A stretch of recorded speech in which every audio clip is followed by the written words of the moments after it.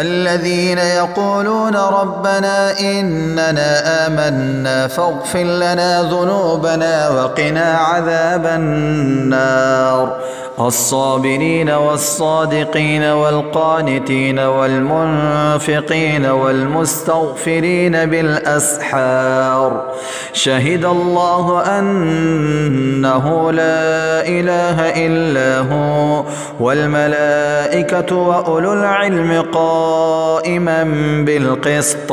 لا إله إلا هو العزيز الحكيم إن الدين عند الله الإسلام وما اختلف الذين أوتوا الكتاب إلا من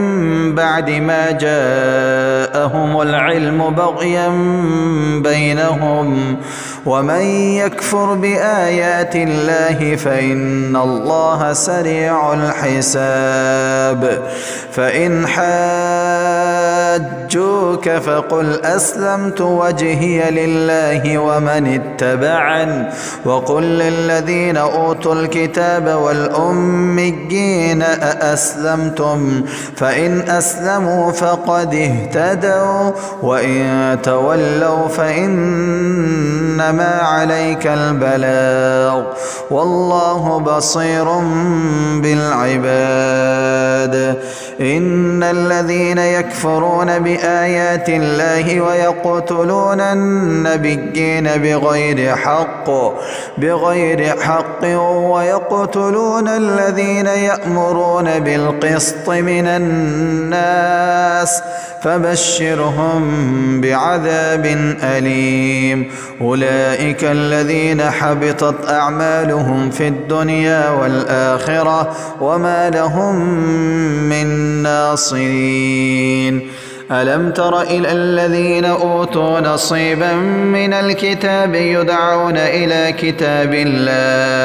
إلى كتاب الله ليحكم بينهم ثم يتولى فريق منهم وهم معرضون ذلك بأنهم قالوا لن تمسنا النار إلا أياما معدودات وغرهم في دينهم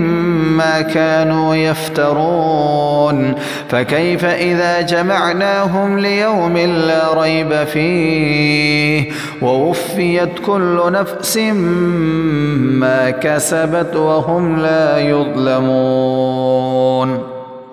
قل اللهم مالك الملك تؤتي الملك من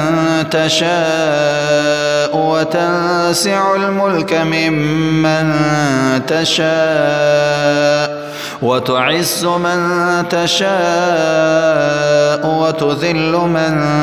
تشاء بيدك الخير إنك على كل شيء قدير تولج الليل في النهار وتولج النهار في الليل وتخرج الحي من الميت وتخرج الميت من الحي وترزق من تشاء